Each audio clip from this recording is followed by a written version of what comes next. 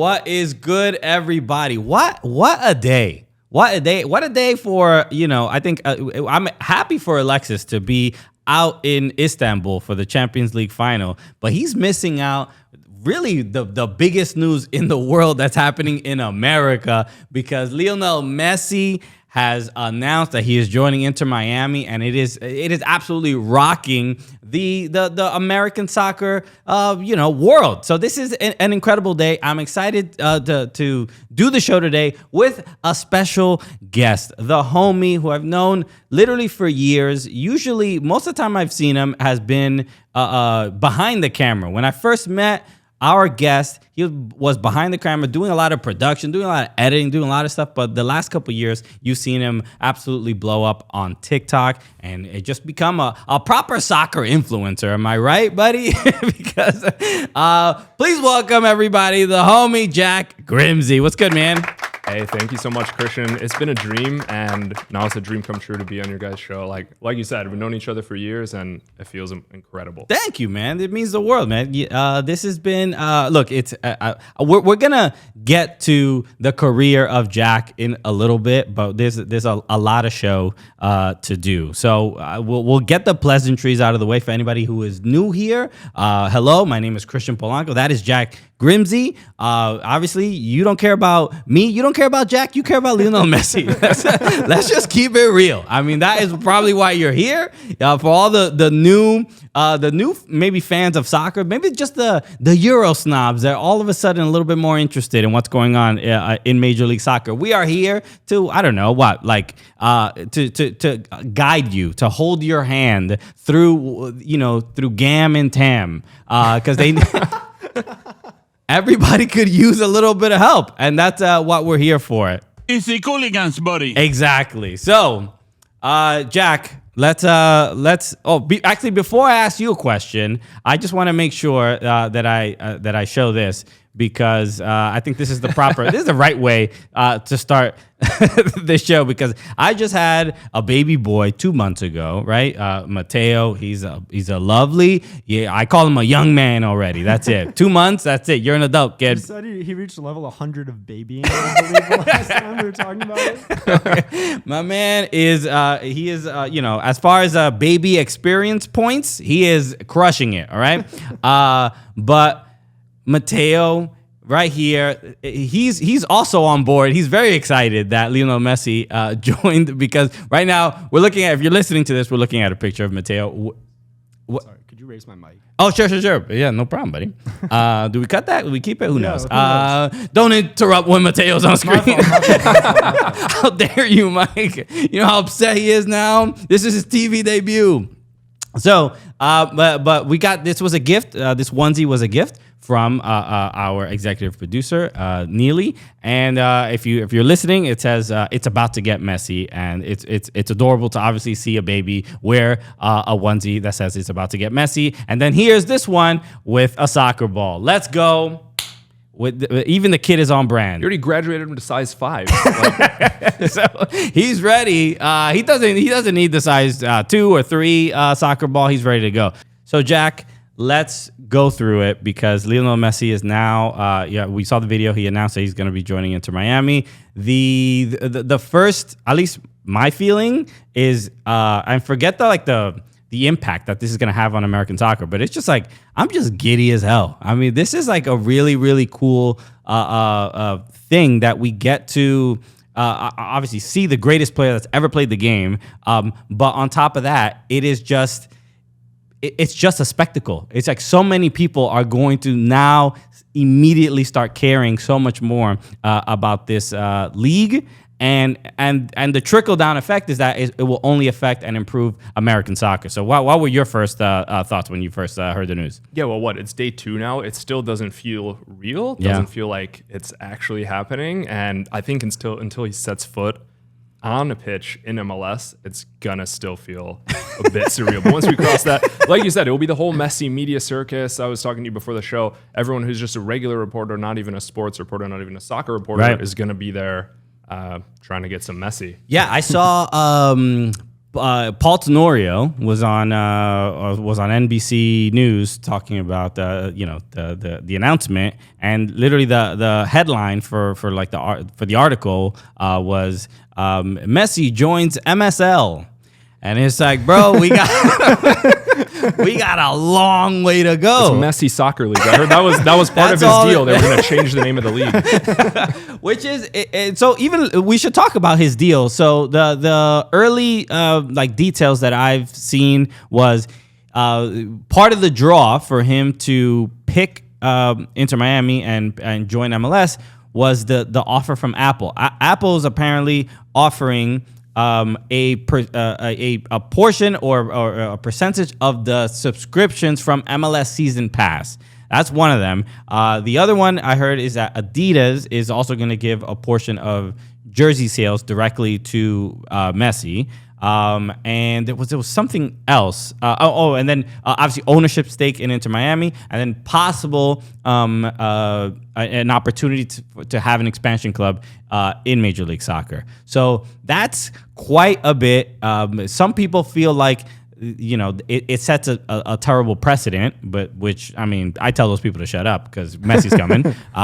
Please don't disturb or disrupt any of this happening. You got to make exceptions, right? There are special circumstances, and without breaking all the rules for Beckham, we wouldn't be here now. Exactly. So. Right. And it's like, and Beckham was an absolute tabloid sensation, right? A lot of people were interested in this man's. They appreciated his footballing ability, but I mean, he married a Spice Girl. Everybody, they loved the haircuts. They loved the big ass pants that he used to wear. He had a white guy with cornrows. My man was confident, right? Yeah. And so people appreciated that, and he was a media darling. Lionel Messi is it's not even about media darling, right? The man is a god. I mean, let's just be like the way people spoke about Maradona, the way people spoke about Pelé.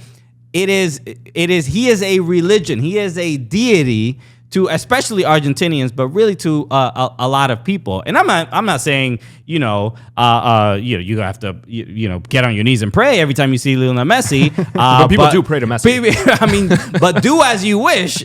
Pray to your gods however you want, right? But that is the impact that he really has. He's just one of the most influential human beings that has ever existed on the planet. I'm not even exaggerating by saying any of that. So it is, the fact that they would do all these things or make all these kind of changes to the rules to try to get him. I'm like, in the end, everybody sort of pays off. It pays. Everybody kind of eats, right? Because every team, I already saw this, that every single home and away game for Inter Miami, after mid-July or whatever, is sold out. Yeah. So and ticket prices are 500% of what they were on Tuesday. So people are clearly willing to pay. So it's not something that bothers me even one bit, because exactly, and that was a great example with how Beckham changed this league. We wouldn't have the amount of teams that we have. We wouldn't have some of the incredible markets that we have, and seeing the soccer fandom and growth. I have literally no issues. I don't know, should anybody have any reservations? If you support any team that's not Inter Miami. But otherwise, if you're just a fan of the league, if you're just a fan of the sport, if you're just a fan of the U.S. national team, everything's going to improve from a soccer perspective. And yeah, I don't think any reservations are necessary. Exactly. All right. It's just people just trying to ruin the party. Completely. So we were. Or if you're Barca and you have to do a statement like what they did. That was petty. Yes. Well, actually, yeah. Thank you for bringing that up, because I forgot about that. What they did. It's too bad they didn't bake it into that video. That would have been the icing on the cake. Right, or just reply to the tweet with the screenshot. The announcer. So yeah, let's take a quick look at this. This is this was the press release, I guess, from Barcelona. This is official club communications, right? And this is from President Laporta, right? And he said this. He says, "Quote: President Laporta understood and respected Messi's decision to want to compete in a league with fewer demands, further away from the spotlight and the pressure he has been subject to in recent years." Bro, the pettiness, the saltiness, the jealousy is just very, very apparent. My issue here is that I think it's completely disrespectful to Messi, right? Would he have said this if he went to Saudi Arabia? You think he would have said this? This same exact thing, a league with fewer demands, right? Not. It's just like, when it's a $1.6 billion offer, it's like, all right, there's nothing to. I think it's very specifically targeted at MLS and this assumption that we don't take the sport seriously. So it's just like such an unnecessary dig. I just want to ask Laporta, have you ever played soccer in the Florida Heat? Tell me what these fewer demands are of traveling like. Yeah, I mean, yeah, exactly. The travel in MLS, talk to MLS players that are making $75,000 a year. You think their lives you gotta fly commercial, you gotta play on turf. Like, are their lives not demanding? It's a little bit difficult, okay? Yeah. But it's the specifics. I saw some quotes from Messi afterwards, and he basically said that there wasn't any real discussion about money with Barcelona. They hadn't even gotten to that point. It was essentially they basically told him like, we'll try to make it work, but then the cost essentially would be that they would have to lower other players' wages. They would have to get rid of other players, and he's like I think it's fairly evident he did want to go back to Barcelona. That was probably his first choice. Totally. But he was like I think this is his quote, but he was essentially like, I'm not trying to do all that. I'm not here to ruin other people's lives and other people's livelihoods just because I want to go back and go back to my old club. So and then they would have had to get special permission from La Liga, which they would have been happy to do. But exactly. Again, well, it's a little extra. So he's not that kind of a guy, right? He's not that kind of a guy. He said, like, everything's going to change, everything's going to be crazy, and like everyone's going to follow him around. But he's not that guy like Beckham who is just trying to eat up the spotlight. He's found himself in the spotlight because he's such a player. If it was Ronaldo and they said come back to Real Madrid, but we're gonna have to get rid of 80% of the roster so that we could pay you, he'd be like, all right, let him know. Let him know. Right. Just make sure my locker's clean when I get there. Eden Hazard, bro, you're out of here. You're gone. I'm just saying. I think it says a lot about. I think it says a lot about Messi's character and a lot about Laporta's character as well to kind of have this unnecessary dig, and it's a dig at him as well because Messi just won a World Cup a couple months ago. He's not coming to demand less of himself or whatever. I mean, look, even at PSG, Messi was what? When we looked at the stats of like his running, he doesn't move. The guy just stays where that's his game. He's not running around anymore. So even at PSG, his had fewer demands as well. He could have said that when he went to PSG originally from Barcelona. So I mean, maybe he just had it already written and wanted to air it. I think all this says to me is that American soccer is starting to become a little bit of a threat to the European football elite. Yeah, to the established order. That's why it's scary. That's why he's they're like, league through demands, retirement league, and blah, blah, blah. Y'all are scared. Admit it. I mean, people definitely are. You've seen a lot of people on Twitter like dismissing the move. Oh, this is the end of Messi's career. Oh, this is it.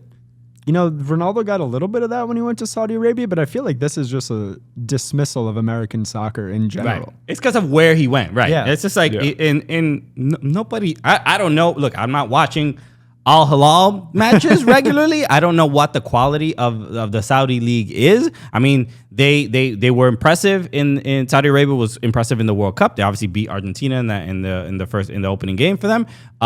But it's Is the Saudi League not trying to do the same thing that MLS is doing? Spend money, bring in stars, eventually elevate the whole quality of the league. Exactly. They're doing the same thing. They're a few years behind, but they have more money to pump in. Exactly. And it's a common business model. I was going to say, this Saudi League, whatever they're doing right now, seems like MLS 5 or 10 years ago when you had Frank Lampard, Pirlo, David Villa, players like that coming in. Now, I mean, MLS is kind of taking a different path. We're starting to get young players. It's kind of a mix of that old and youth, but the Saudi League, they've gone full. Watch MLS. 2010. Watch MLS merge with Live Golf. It's gonna be an insane. So look, it's wow. I'm thrilled. I think this is just going to be such a huge opportunity for just American soccer to grow. I mean, and then leading into the World Cup, who knows how long he plays in MLS? I would imagine he's probably going to play in the next World Cup. I don't get any sense that he's not. And if he does, and the other thing, he might win a Ballon d'Or as an Inter Miami player, bro. This is wild. Yeah. It's like so, I'm like, I get excited about just, from the business perspective of how this can change the league, but I'm thinking about like from a small scale, like the Inter Miami the academy kids that get to go watch Messi. That guy that got Messi's tattoo on his arm last year in training, like, dude, it's insane. But those guys, they're gonna go be able to watch Messi train. Maybe some of them are gonna train with the first team. They're gonna try to get as much advice and learn whatever they can. And it's just gonna just have that effect.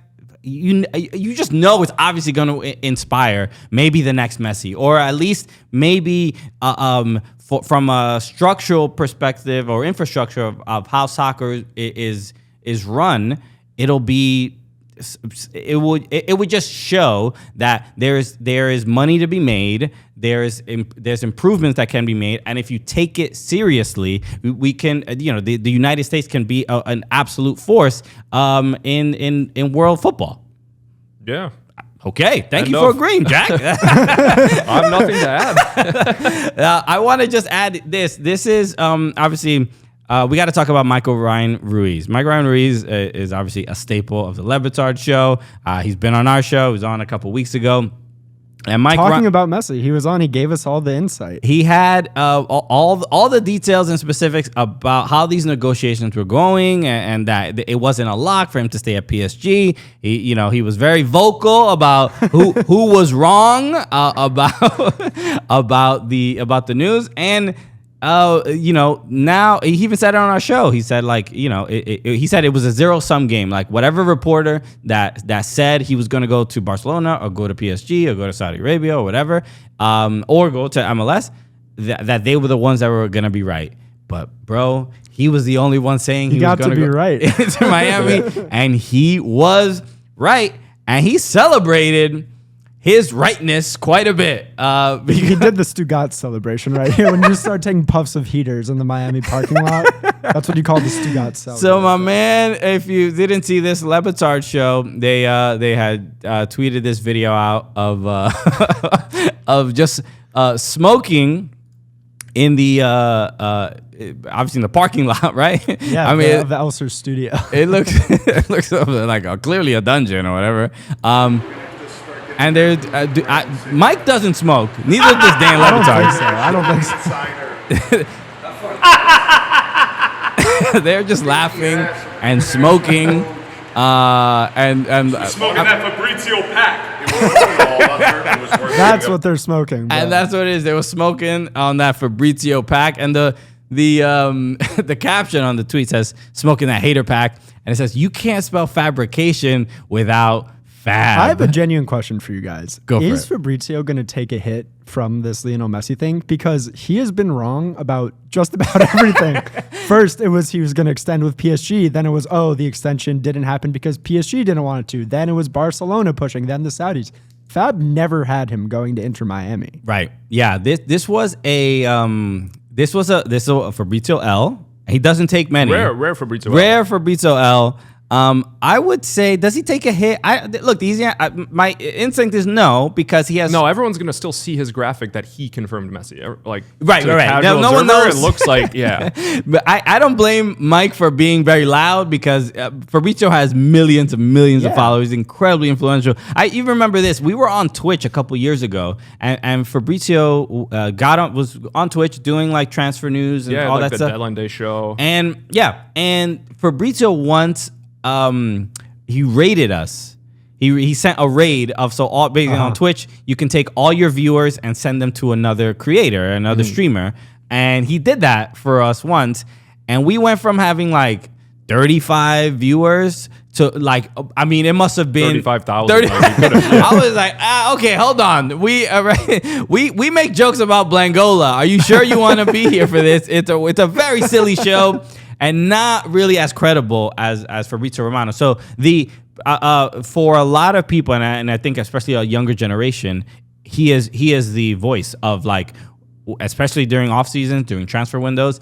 He is my news source. I don't know anyone else to even go to. So no, the Fabrizio right now is an institution, but I'm not mad at Mike for doing this. No, it's his win to celebrate. Like right, because Mike is not he's not gonna have beef with Fabrizio for the rest of his life. Like it's just take the L in this situation and yeah. So I wonder, does it call into question anything about Fabrizio's journalism or anything like that? I don't know. I don't think so, because there's so many sources and so many things. Like he could have got that PSG scoops or the scoops that ended up being wrong from someone who was close to Messi, and maybe that he was thinking about it at the time. Yeah, it's a tough game because it is. I mean, it's a lot of he said, she said. Yeah. I mean, the sources are so important. Like my biggest thing is all of this shows he doesn't have any MLS, or maybe not an MLS. He doesn't have any Inter Miami sources. All of his news was coming from the other side, other than Inter Miami. And it's just like, if you're, at least in my opinion, if you're doing like serious journalism, not to like, call it as journalism, whatever. But bro, you got to be checking all the sides. Inter Miami has been rumored to be in this for a while, and it was mostly Mike Ryan. Yeah. But like since Inter Miami was founded. Yeah, exactly. Like, this is to bring Messi to MLS. No lie. Right. And it's like we use the word journalism, feels like a very well, it's a strong word to use. It has a lot of gravitas for what we're discussing right now. It is I don't think this is a thing to be like mad at Fabrizio or anything. I just think I like the feud. When journalists argue with each other, I'm like, I'm having popcorn. This is a reality show. It's like the most trivial thing to be like sort of arguing over. But I do think the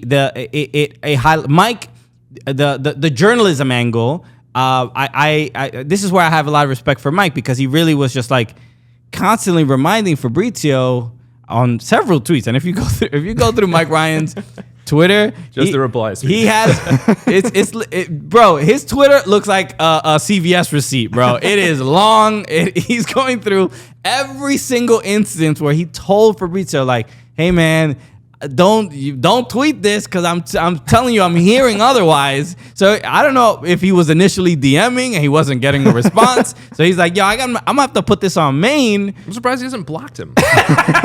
That would be the funniest. I hope that happens so fast. That's so fun. Now, but then the thing now is I want to see how much because I think the barometer, the Fabrizometer. It's a word now. Let's put it into the lexicon. But it's if he starts reporting more on MLS, there's going to be Di Maria linked. Yeah, it's been linked for a while. Because I remember talking. Does he have these links? I remember talking to Tom Boger was here a couple months ago. And we were talking about that because Tom Boger is the American Fabrizio. Yeah, a little bit. Scoops. Tommy Scoops. Yeah. And he's sort of becoming that person in the U.S. So when Tom was saying whenever Fabrizio the occasional like once or twice a year he'll tweet about an MLS player, a transfer player coming in or coming out. Tom is just like, yo, bro, this is my jurisdiction. What are you doing? And he credited him once last summer. I can't remember who it was. Right. He did get the credit on the final. Exactly. So it's a thing where I want to see if basically Fabrizio, this is the influence Fabrizio has, that if he is tweeting about your league is more relevant. So that's kind of the power he has, and let's see if he continues that. And maybe there'll now be more MLS agents that are like in his ear and stuff like that. I mean, again, Tom is our American Fabrizio, so we're gonna do. We imagine that he has a little superiority or seniority here, but it fascinating nonetheless. So look, I mean, if any leaks is coming out of MLS HQ, they're gonna give it to Tom. Yeah, for sure. Okay, I tweet at Tom all the time, just personal secrets. I have nothing to do with soccer. He's telling me to stop, but I'm like, you need to report the news. was very dumb. Okay, I didn't get to mention it up front, but we have a very big interview on today's episode because I had a conversation with Thomas Frank, the manager for Brentford, because the Brentford and a couple other Premier League clubs are going to be playing in the Premier League Summer Series, so I had a conversation with him, and I'm going to get to that in just a moment. But I just got to remind you, Jack, everybody, that y'all need to chill sometimes, bro, because all this Messi news is getting me hot, and not in a gross way, not in a good way. It is just it's exciting. It's steamy because the best way to chill on any, I'm going to be watching MLS season pass, some of these Inter Miami. When I'm watching Messi sweat down there all the way in South Florida. Okay, out in Fort Lauderdale. Yeah. Can we get a live stream of Messi stuck in traffic in Florida? Because Dude, you don't want to be that guy. I lived in Miami for a year. It's bad.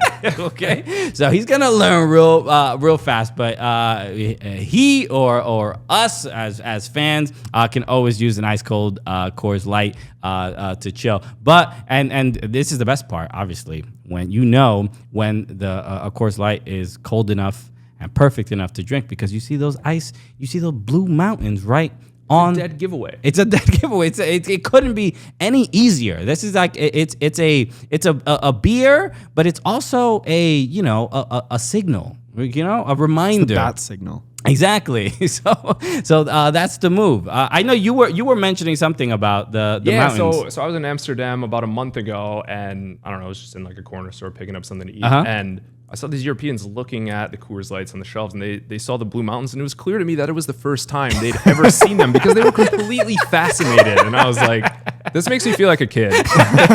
That's amazing. Look at that. Look, just the Europeans are generally like very impressed by our attention to detail about things that might feel a little bit trivial, but all of a sudden now they don't have that. They don't have that kind of beer in their country. So shout out to Coors Light for putting those blue mountains right on there. So when you choose to chill, pair your plans with an ice cold Coors Light. Get Coors Light delivered straight to your door with Drizzly or Instacart by going to CoorsLight.com/Cooligans. Celebrate responsibly. Coors Brewing Company, Golden, Colorado. Now, let's have a chat with Thomas Frank. This was an absolute honor for me to speak to a Premier League manager. You've already heard how dumb this show is, and the fact that he is on this program, on this same exact episode, shows just the level of caliber and quality that the Cooligans has achieved to now have a Premier League manager on the show. So here goes. Here's my conversation with Thomas Frank. I'm absolutely honored to introduce our next guest. We've had plenty of coaches and managers, usually a lot of MLS managers that we've had on the show. This is, I believe, our first Premier League manager. So I gotta have to be buttoned up, incredibly proper and appropriate, because I want to make sure by the end of this interview that he would like to come back on this show. But I'm absolutely honored to be joined by the manager of Brentford Football Club, Thomas Frank. Thank you so much for joining me, Thomas. Thank you, Christian. Much appreciated.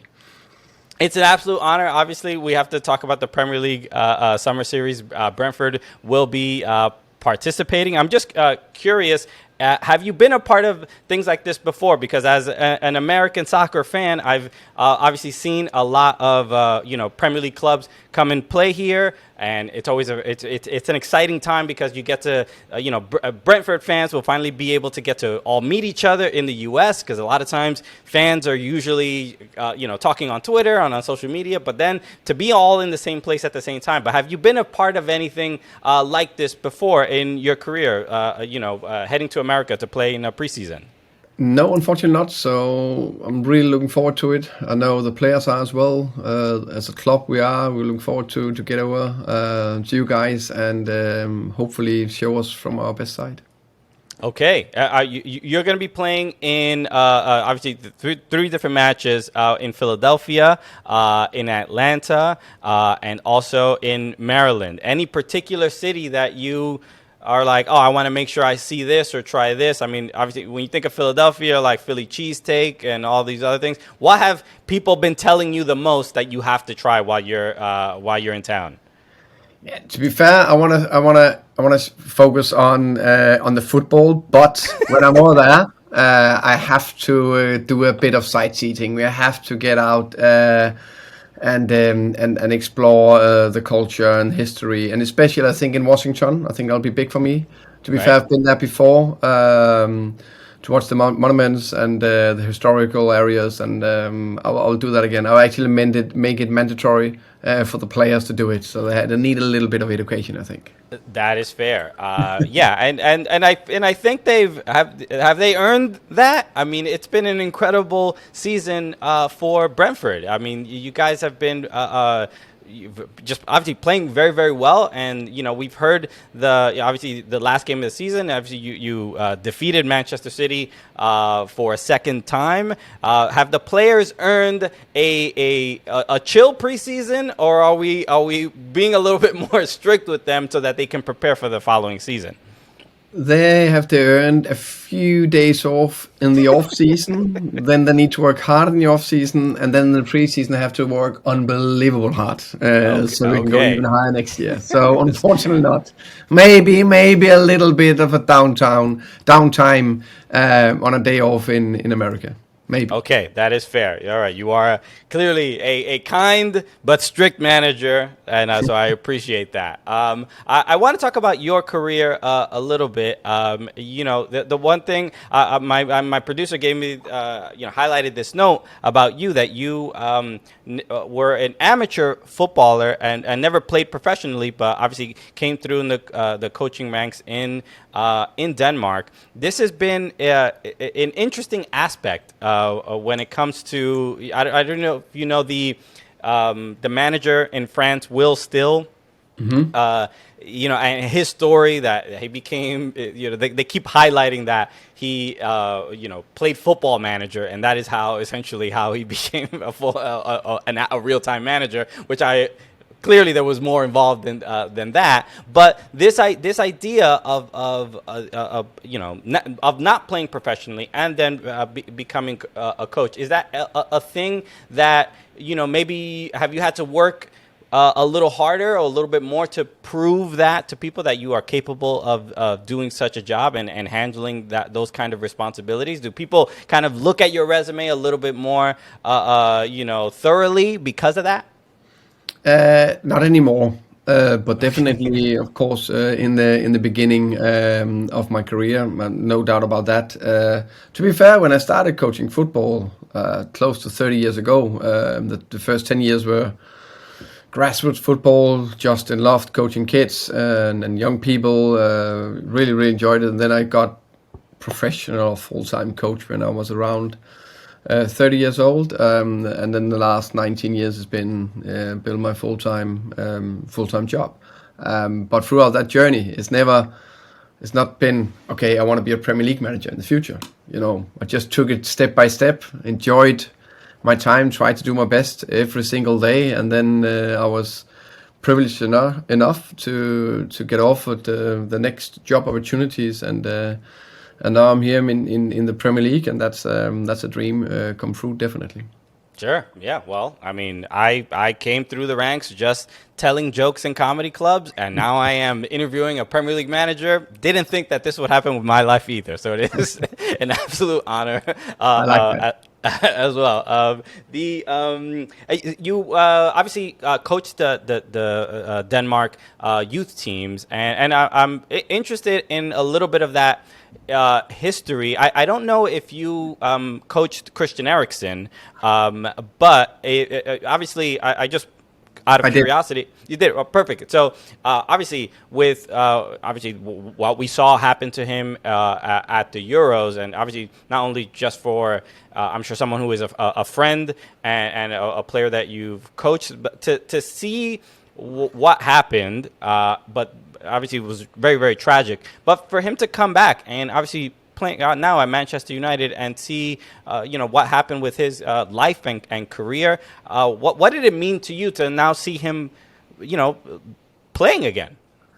No, it's of course a fantastic story in many ways. I coached him in the under-17 national team for a year, and then, as you know, we got him back to play after that crazy situation. So he played for Brentford for 6 months, and then he moved on to Manchester United.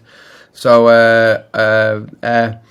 a crazy moment when he dropped literally dead to the ground, and they were all worried for that half an hour, how long it was before we got the good news that he didn't have any significantly injuries and he could still carry on luckily. And then 6 months later, he decided he wanted to play football again. And then I decided to give him a call. It was actually my son who told me, "Dad, why don't you give Christian a call?" "Yeah, maybe you're right."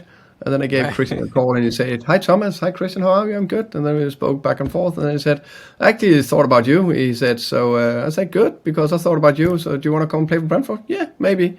And then we started doing that. That's, I mean, it's the roller coaster of emotions, and obviously that's absolutely beautiful story, and part of you are clearly a factor and part of his return to football. So that's absolutely incredible. I had mentioned the detail about Manchester City. I loved it in your press conference. You had a reporter had mentioned to you, how do you feel about beating Manchester City twice, and you had mentioned that now you think Pep is going to be out for you in the next season. But what level of pride do you have necessarily about beating this, obviously the Premier League champions twice? And is there anything in particular when it comes to playing a team like that you prepare differently for Manchester City compared to some of the other clubs? Yes, but I prepare differently to the 19 other clubs because they're all different small tweaks, different styles. So I need to prepare differently to every team. And it's the same amount of work that goes in to prepare for every team. But of course, we need to prepare for have the ball a little less against Man City and try to control their offensive strength and power, firepower. But of course, it's a fantastic story that we managed to beat them twice in a season, where they, in my opinion, hopefully win the triple. Because what a narrative it would be for our fans, and they will love the narrative of the world's best team and the triple winners. Manchester City is only little Brentford, the bus stop in Hounslow. They actually managed to beat them. Yeah, is it when it comes to facing maybe them or just any other, obviously the big clubs with clearly lots of history, these strong fan bases. As a Premier League manager, is there any nerves? Is there anything in particular, like when you're sitting on the touchline in the technical area next to some of these managers, some of your counterparts? Has it settled in? Is there any I don't want to say like the not imposter syndrome kind of a thing, but is there a strong sense of self that like especially after getting these very big victories against these big teams, what does it do for the confidence of Thomas Frank? First, of course, the first time in the Premier League last year, you against some of the bigger clubs or big names, maybe for 10 seconds I'm thinking, oh, that's quite cool that I'm playing against these guys. But 10 seconds into the game, it's just a battle, just one battle to win. I don't care who is on the other side. And when after those 10 seconds is only about winning and no respect, respect, but no fear. I'll put it that way. And does it give me more to win against the big six? Yeah, I guess it's nice, but basically, to be fair, it's 3 points. And if we then lose to a team in the bottom and don't get those 3 points, then that hurts us, just as much. Of course. I want to ask them on a more serious note. Obviously, we've seen the sort of the outcome with obviously your player with Ivan Toney. I'm curious about your relationship with the player and just simply having the conversation with him. Like as a manager, as a coach, how do you I don't know if it's necessarily console the player but how does that what advice or what support do you give the player in a moment that's obviously very difficult personally and and obviously at the club level? I try to give my support as much as I can, and support is to call him and speak with him about life and situation and going forward. I think it's more the uncertain things in life that is the most difficult things to deal with. Now he know the sanction and he know he's out for 8 months, and now it's just to progress and move forward and then support him along the way, and I'll do that.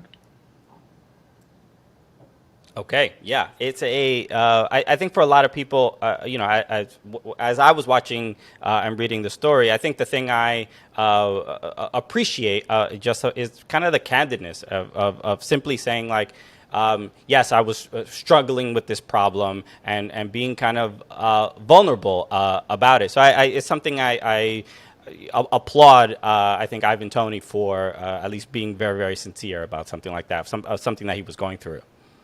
Yeah, I agree. I think it's important we're all only human beings, and we all have ups and downs, so I think it's natural. I agree.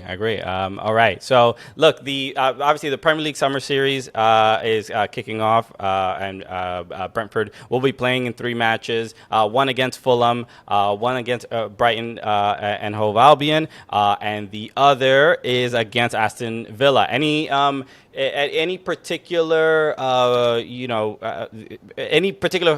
matchup that you are most excited about out of these 3? No, not massively, but of course we're facing Fulham. That's a local rival, so we're looking forward to that game definitely.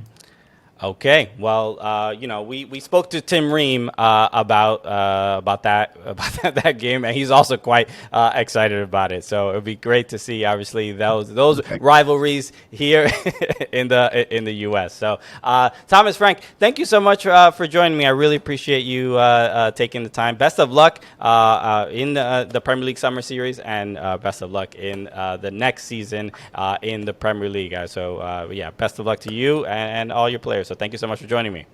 Thank you, Christian. It's been a pleasure. Take care. All right. Shout out to Thomas, Frank, Brentford manager. Go check out the Premier League Summer Series.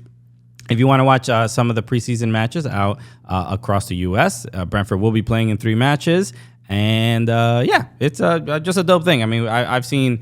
You've gone to plenty of like the friendlies in the summer in the U.S. They're always like really fun. I've seen obviously Everton. I've seen Arsenal, Man United. I've seen a bunch of other clubs. Have any memorable ones for you? Yeah, I saw Villa in the U.S. in 2012 in Chicago, Villa versus Chicago Fire, and then Villa played Minnesota United in 2019. So got to see them twice. Sweet. And then also, like, obviously we worked together on ICC. Yeah. I went to a lot of those, like Madrid Derby. That was crazy at MetLife. Those are wild. Yeah. But didn't somebody wasn't there a red in that game?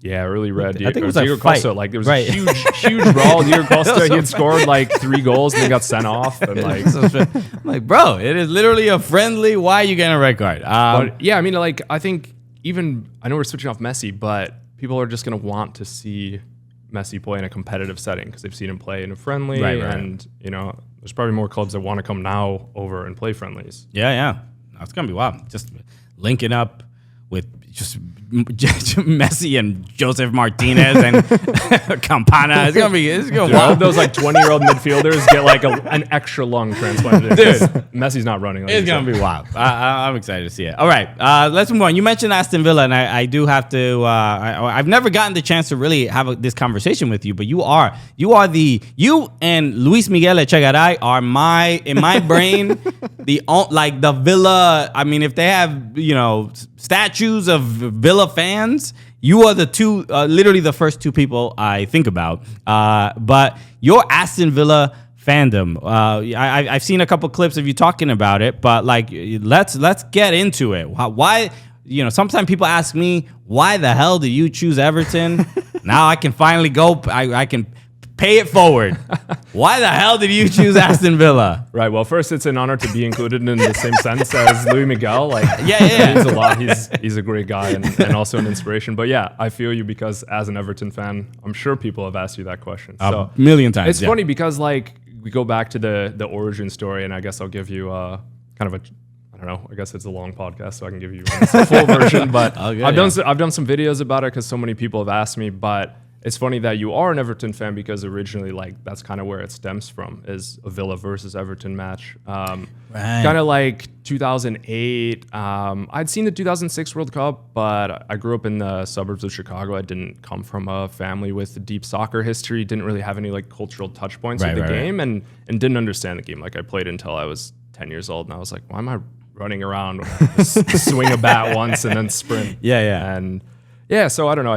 It wasn't a part of my childhood or upbringing, but saw the World Cup, I saw these fans. I was so passionate. I'm like, why do people care this much? And by that time, I kind of was getting burned out on American sports, right? Like, there's a little too many commercials and sometimes not enough action. And the last 3 seconds, they weren't enough course like minutes. commercials. That was they needed. Those would have been totally the issue. That was the issue, man. So one day I randomly just like flipped on the TV early in the morning, and soccer, that was the only thing that was on, and it was Villa versus Everton. It was that crazy 3-2 game. Julian Lescott had just scored like a bicycle kick to make it 2-2, and then right at the other end, Ashley Young comes in, scores 3-2, and from that moment, I was like, I'm gonna like learn a little more about this team. Like, what is this name, Aston Villa? Like, I hear all these like Uniteds or FC or I don't know. Everyone kind of has a similar name like that. It seemed like, or at least among some of the big clubs. And my friends are following like unique. My friends are following like Milan, Bayern, Man United, Real, Barca, and I don't know. For some reason, I thought, let's just not take the easy route here. I have nothing attached, no skin in the game, and I can just pick anyone. So, why not pick a difficult path? Right. But I don't know. I think like it was funny because I was at my brother's place in Seattle, and he has our old PS2, and we were playing NFL Street. And I found like the team that I had made, and randomly, like I had just picked Villa colors as my team, and I like didn't know then. So like a month ago, I was like, well, this is kind of crazy, right? But I love the colors, love the name, and just started following them. And then next couple of years, like started playing FIFA.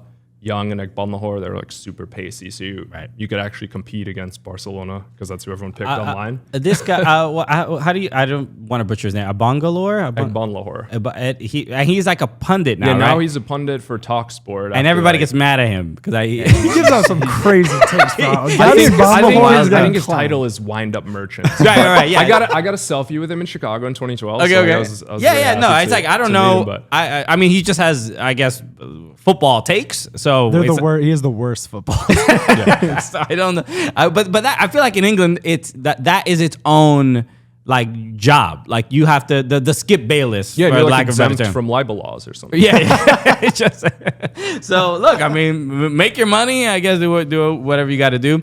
Aston Villa this season, obviously after bringing in Unai Emery, they really look like they're back on.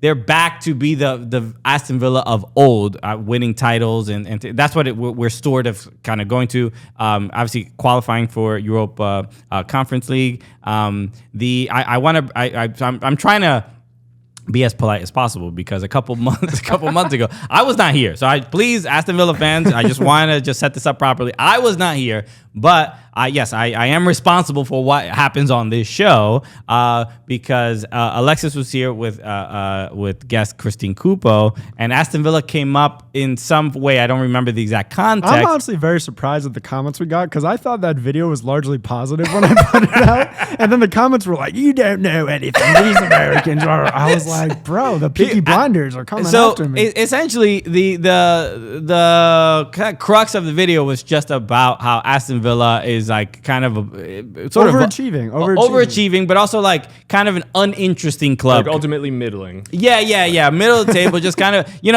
been relegated, they're back or whatever. Just a club that I think for people, or at least American soccer fans that pay attention to like top six, Aston Villa doesn't really pique their interest per se. And there was a lot of like, this is a wash club, it's boring and blah, blah, blah.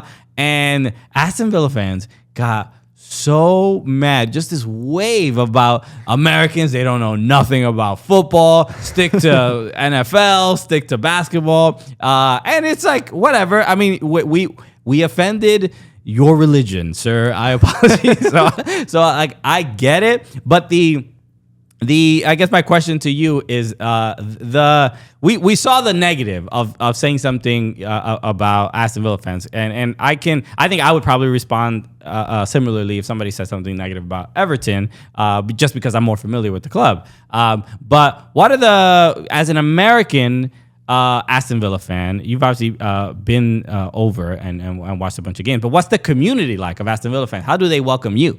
Yeah, I mean, I think the community has been very welcoming. Of course, I'll get some comments on my videos every day that says, go back to NFL.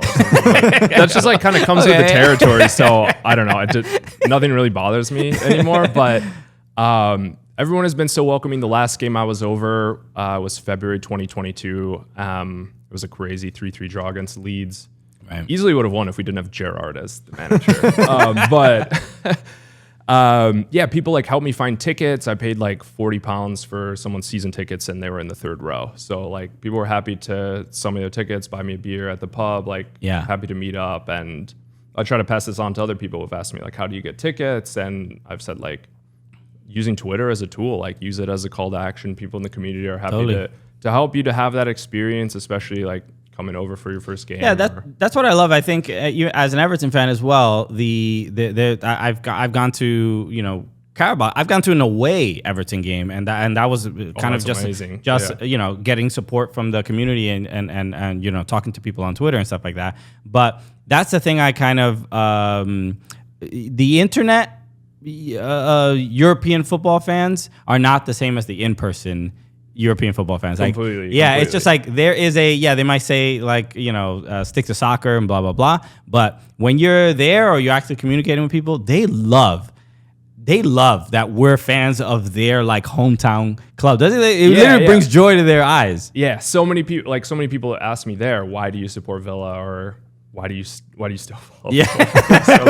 Because we're on the fence. You could have went with anyone, but yeah, like you said, like maybe it's easy to hide behind a faceless egg photo and just tweet whatever you want. I mean, I wish they would. There's a lot of like authentic people. I wish they would hide behind the egg like they used to, but now after Elon, they put their profile photo right there and just let you know their terrible opinion. What was it? Let me ask you a quick question, Jack. What was it like supporting them while they were in the championship? Yeah, well, it's actually really funny. I saw your guys' show the other day, and you were talking about Ariel Hawani and how Everton fan, and then you see him with a Forest sticker, and like Villa went down, Mike, and people were like, "Are you still going to support Villa?" And I said, "Like, what kind of question is that?" Yeah. Like, I'm stuck, right? Like, I wasn't even looking for an out because I know it's not really an option. So, awesome. Championship's weird though, man. Like you get a lot of games. Luckily now with ESPN, you can see pretty much all of them. But I think the first year it wasn't like that. It was like just the iFollow player. So it's a lot of games. They're during the week, and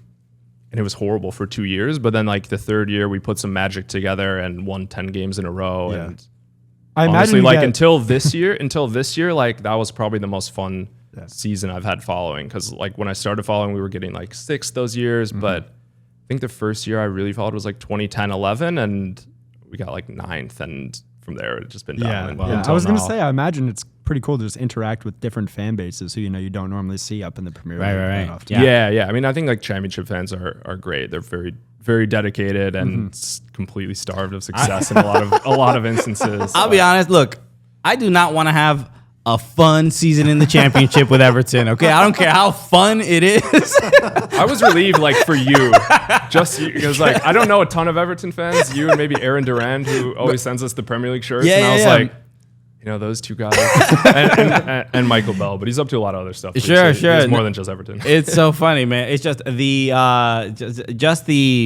the concern throughout the season, but just even in that game when Leicester scored their damn goal, I'm just like, goddamn West Ham, useless club. Why they should be relegated? Very, very frustrating. But That's awesome, and I hope. I hope if Villa can pick up more fans as they find more success throughout the year. You mentioned Steven Gerrard, and I remember there was a game against Everton. There's something about Steven Gerrard as a manager that is so unlikable. I don't know. There's something. He doesn't do anything. Doesn't do anything. Like Unai is out there conducting the orchestra, and Gerrard was like happy to just leave it on the bench and frown when we were just losing, and like he couldn't do anything. I think he had I don't want to just completely bash the man because he had a great influence on players and helped us sign some really big names, and I think he could be useful for someone in that sense. But he wasn't the brains of their operation, and when Michael Beale left, like.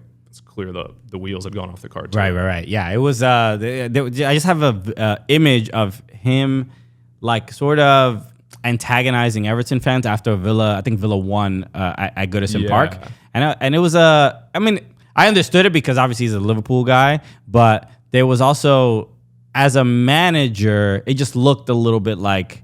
All right, it's almost like you're making it a close game too. It was really close. Right. It's almost like, but he's like making it about him.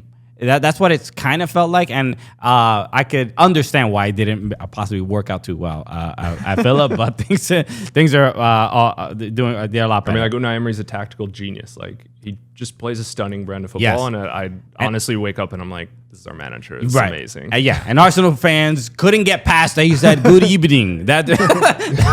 They were like, "No, we cannot respect this man." Anyway, everybody's doing all right. Okay, you mentioned we were talking about West Ham for a moment. Yeah, West Ham did win the Europa Conference League. Not so useless after all. Hey. They had other focuses. They couldn't help me out when I needed them. The West Ham wins the Europa Conference League. I think the notable things here, obviously the game-winning goal. Do you see the goal from Jared Bowen? That's like the goal that you just dream of. The pass from Lucas Paquetá was unbelievable, and then for him to finish that, awesome stuff. But really, I think the main highlight of this match wasn't anything that happened in the game, wasn't anything that happened in the trophy celebration. It was what happened in the locker room, and former Everton manager David Moyes dancing in the locker room, and because I think he promised that he would dance if they won.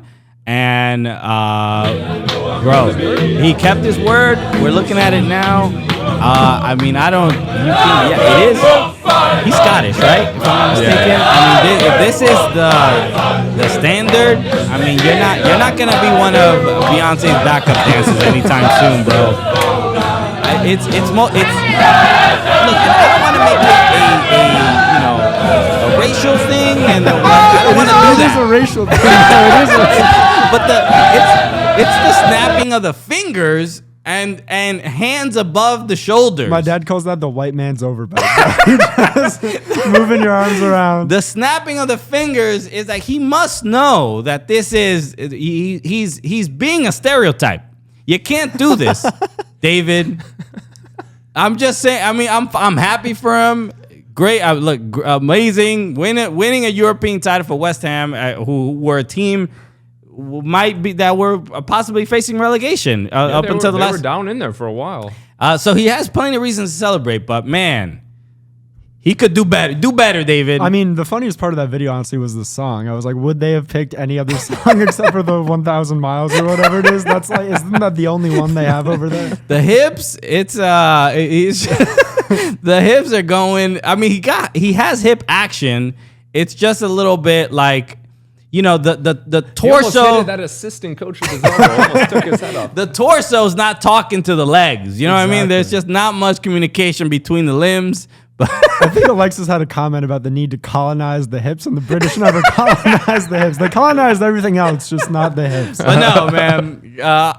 But congratulations. It was obviously a big victory for West Ham. First trophy. Yeah. 8 teams now, 8 English teams in Europe next season because they won this. That's right. Obviously, Villa, one of them. 40% of the Prem. Yeah, literally 40%. What is this, the MLS Cup playoffs? Yeah. Bro, everybody. half the table is qualifying. West Ham essentially facing relegation, and still end up winning a trophy in Europe. A huge victory. And I want to talk about this sort of like struggle because this team has had obviously Declan Rice. It's pretty clear he's probably going to Arsenal, or he's definitely leaving West Ham. So there was a lot of like, who knows what the future of West Ham is going to look like, especially if maybe they get relegated or whatever. But they clearly put a priority on the tournament. At some point, they were like, all right, we think we'll probably stay up, but let's really put all our eggs in this Europe basket, right? Yeah.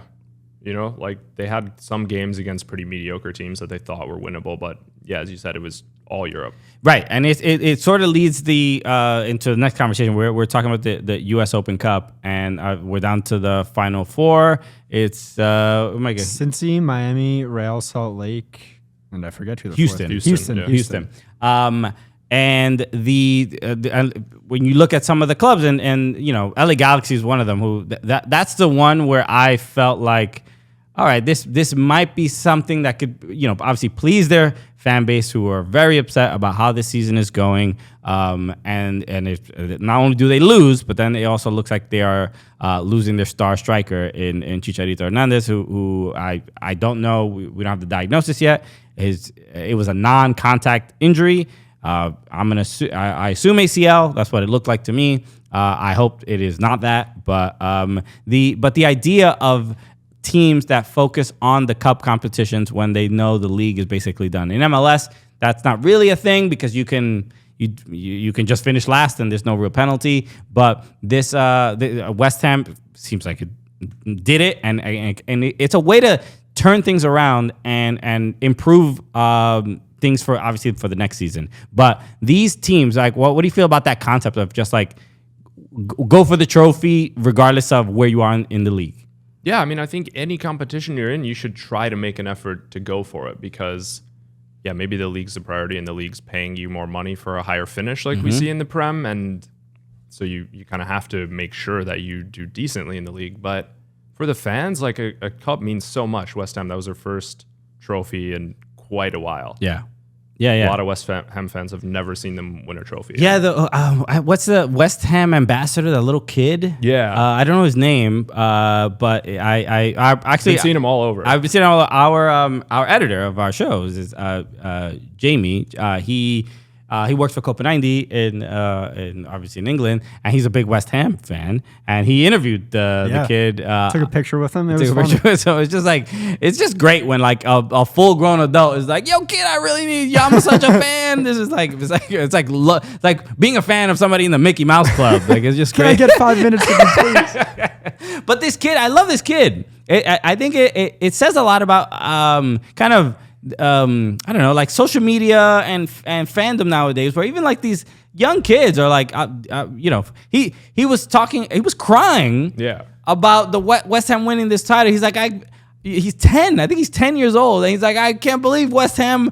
All my life, I've been supporting, West Ham. It's like, all right, it's not that long. And now we got one over Spurs. Right? He said he got one over Spurs, and the banter is already baked right in there. So, but yeah, like the bragging rights for fans, like that's huge. You've won something. That's something tangible. Yeah. Instead of, we finished 8th and you finished 12th. Yeah. This feels a little bit better. There's obviously something. A tangible trophy that you can. It's a cool moment too. They all got to travel to Prague. All the fans who might not, see each other all the time, got to meet up in a different city. It was a cool experience. Yeah. I just love. I mean, I think I don't know where. I don't know if Troops started it. If this is it little Troops? We have now the little kids are gonna be screaming back again. I hope, bro, we don't have a lot of little Troops. Please, let's just not go down that path. No, it's great, man. It's entertaining. It's a huge part of it. But the U.S. Open Cup, the Final Four. Have you been? How much have you been paying attention to what's been going on with the LA Galaxy? And obviously, we've talked about it a lot. What tends to happen when we talk about LA Galaxy is LA Galaxy fans are like, Please stop talking about us. We know how bad we are. But LAFC fans are like, yo, talk about this more. This feels great. I love what you're talking about. I'm loving the content on the show. But what do you make of what's going on with LA Galaxy? Yeah, it just seems like they need to hit the reset button on the PlayStation. Okay. Like, it's all bad. Do PlayStation still have reset buttons? No, they don't. Damn, we're showing our age, bro. just rip it out of the wall.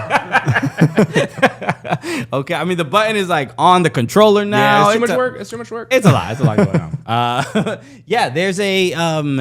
I think this loss of Chicharito is just so brutal, and I think it obviously it hurts the league as well because obviously Chicharito is a very big figure in the league, and I think we were already seeing the graphics of Galaxy Inter Miami, and we could already picture it. The social media team already had the images ready, and this is obviously it's really bad for LA Galaxy, really bad for Major League Soccer, but LA Galaxy, I could see them just wooden spooning it, just dead last. I don't. They already are there. Yeah, so, yeah. I don't know. Like maybe there's some kid in the academy that can get a shot now. Like I think that's the only upside. The only upside. Like just try to give it to an academy kid.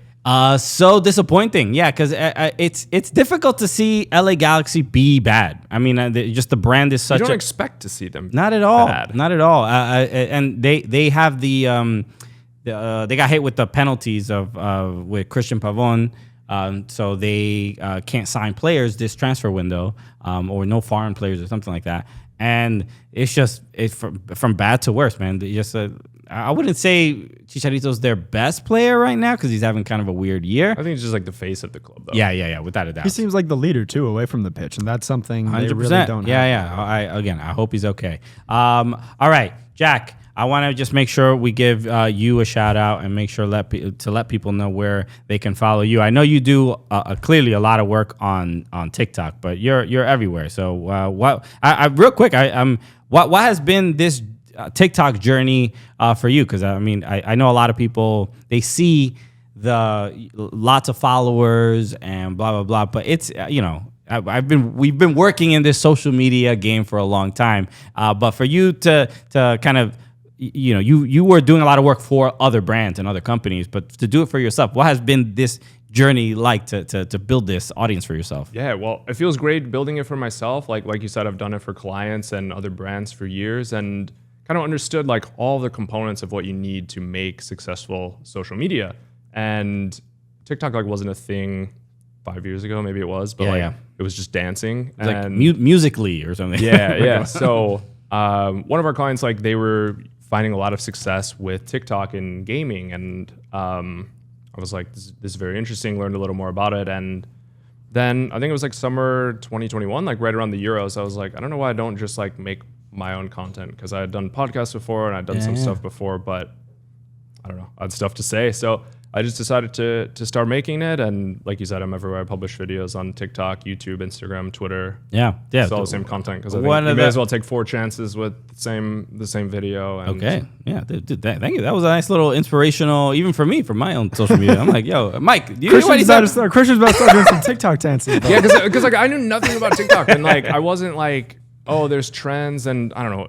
Once in a blue moon, I'll actually do a trend or trending audio or something. But I was like, I'll just make my own stuff and throw it there. Yeah, dude. One of the hardest working people in soccer. So no, big up to you. And I love there's a lot. Even your content in itself is just like, it's obviously very informational. You do a lot of like stat of the day. But one of my favorite things is you pronouncing teams that are in Europa League or like Europa Conference League, and like very like Danish teams and German teams. The Belgian teams, man, they're the best ones. I mean, like I'm like, dude, this man is like a multilingual king. It's like a, what do they call, a polyglot? Yeah. It's like Romelu Lukaku. Okay, so I wish, man, I wish. I'm sure you get that all the time. I tell people I'm poly, and they don't know what I mean. Why don't you get it? You know, I speak a bunch of languages. Anyway, Jack Grimse, thank you so much for joining me today, and obviously getting to cover this news about Lionel Messi. Everybody follow Jack Grimse. Is it at Jack Grimse everywhere? Yeah, I try to keep it consistent. Yeah, and Jack Grimse, Jack Grimse. Go. Also, is that exactly how your name is pronounced? Like originally? Yeah. Well, there's like a weird story where someone was in the military and then got kicked out, but had to get kicked back in or something. Okay. Something like many years ago. So they reversed the decision. They changed the name, so there's not very many of us actually. But, Okay. Yeah, that's how you say it. Oh, sweet. Yeah. No, I'm just curious. All right. Everybody, thank you so much for joining us. We'll be back on Monday. We will have another guest host as well. Alexis will obviously still be coming back from The Euro snob. That's Ditch Messi to go to Istanbul. my man gonna come back with a Turkish accent and hair plugs. So it's gonna be great. But yes, Alexis, obviously, we'll the Champions League final. We'll cover it on Monday, and well, I'm assuming who do you got? I mean, it's obvious.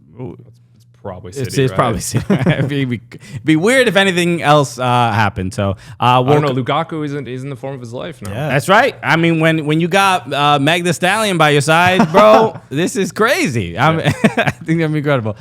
You saw somebody just walk by there. That's Jack's friend Ben. So just so anybody's who's shocked that they didn't see someone walking around before, Pay no attention to the man behind the interview. It's all good. Everybody, thank you so much for tuning in. We'll see you next week. Peace. It's the Cooligans, buddy.